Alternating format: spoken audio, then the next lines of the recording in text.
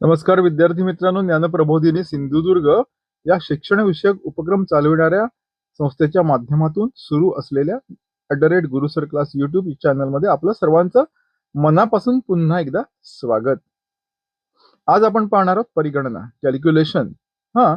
काही राशी दिलेल्या असतील तर त्या राशीच्या अनुषंगाने आपल्याला त्याची परिगणना कशी करायची ते या उदाहरणामध्ये आपण पाहणार आहोत. आता पाहूया.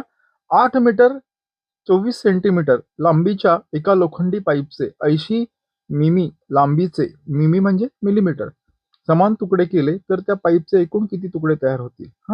प्रश्न अतिशय सोपा आहे, परंतु जर आपल्याला जी राशी दिलेली आहे, एकक दिलेलं आहे, त्याचं जर आपण कन्वर्जन रूपांतर योग्य रीतीने करू शकलो तर हा प्रश्न आपल्याला सोपा आहे. पर्याय 103, दुसरा पर्याय 1003, तिसरा 1030, दुसरा 1000, तिसरा 1003 आणि चौथा 13, असे 4 पर्याय आहेत. आपण पाहून घेऊया. 8 मीटर 24 सेमी लांबीच्या एका लोखंडी पाईपचे म्हणजे काय आहे बघा. पाण्याचं वहन करण्यासाठी किंवा तेलाचं वहन करण्यासाठी आपल्याकडे लोखंडी गॅसचं वहन करण्यासाठी लोखंडी पाईप्स असतात ना, त्याचे तुकडे करायचे आहेत. तर ते किती लांबीचे तुकडे करायचे? 80 मिमी लांबीचे तुकडे करायचे. मुळात दिलेला पाईप कसा आहे? 8 मीटर आणि 24 सेंटीमीटर असा आहे. त्यामुळे आपल्याला लक्षात ठेवावं लागेल की समजा तुकडे करणे, भाग करणे असा जर उदाहरणामधील संदर्भ असेल तर आपल्याला दोन्ही राशी समान एककामध्ये कराव्या लागतात. आता पाईपची एकूण लांबी किती आहे? तर 8 मीटर आणि 24 सेंटीमीटर. पाईपचे तुकडे मिलीमीटर मध्ये करायचे आहेत, बरोबर ना? म्हणून आपण पाईपची लांबी सुद्धा मिलीमीटर मध्ये तयार करून घेऊ. आता इथे सारणी टेबल दिलेलं आहे.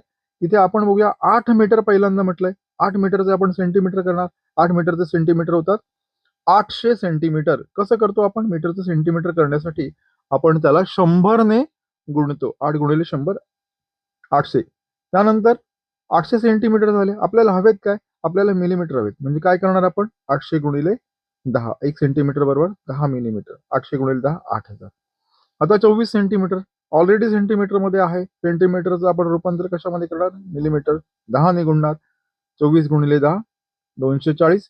म्हणजे 8000 मिलीमीटर आणि 240 मिलीमीटर यांची बेरीज करू. 8240 मिलीमीटर तयार होतात. म्हणजे किती? 8240 mm. आता काय करणार आपण? पाईपची जी एकूण लांबी आहे त्याला ज्या आकाराचे तुकडे करायचे, ज्या लांबीचे तुकडे करायचे त्याने भागणार, बरोबर की नाही? पाईपची लांबी 8240 मिलीमीटर. आपण कशाने भागणार? पाईपची लांबी भागिले तुकड्याची लांबी. पाईपची लांबी 8240 भागिले 80. शून्यला शून्य गेला. अतिशय सोप्या पद्धतीने आपण घालवला. काय राहिलं? 824 भागिले 8 किती येतं? 8 1 8. भागलं जात नाही. 0 8 त्रिक 24. 103 उत्तर आलेलं आहे. म्हणजे काय? या प्रश्नाचं उत्तर पर्याय क्रमांक 1 आहे. प्रश्नाचं उत्तर काय आहे? पर्याय क्रमांक 1 किती? 103 म्हणजे 80 मिलीमीटर लांबीचे 103 तुकडे होतील. व्हिडिओ आवडला असल्यास लाईक करा, शेअर करा, सबस्क्राईब करा. जास्तीत जास्त विद्यार्थ्यांना पुढे अग्रेषित करा. दुर्गम भागातील विद्यार्थ्यांना सहज सोप्या पद्धतीने ज्ञानाचं आकलन व्हावं, विद्यार्थी अधिक प्रगत व्हावे यासाठी ज्ञानप्रबोधिनी सिंधुदुर्ग महाराष्ट्रामध्ये मराठी भाषेत यूट्यूबच्या माध्यमातून व्हिडिओ तयार करून जास्तीत जास्त विद्यार्थ्यांपर्यंत पोहोचण्यासाठी प्रयत्न करत आहे. आपल्या सहकार्याची आवश्यकता आहे. ज्ञानप्रबोधिनी सिंधुदुर्गातर्फे एक आवाहन करण्यात येत आहे की या संस्थेमार्फत ज्या ऍक्टिव्हिटीज उपक्रम राबविले जातात त्याचं कोणतेही शुल्क घेतलं जात नाही, याची कृपया नोंद घ्यावी. या प्रकारची जर कोणी शुल्काची मागणी केली तर त्याला नकार द्यावा. धन्यवाद. खूप खूप आभार.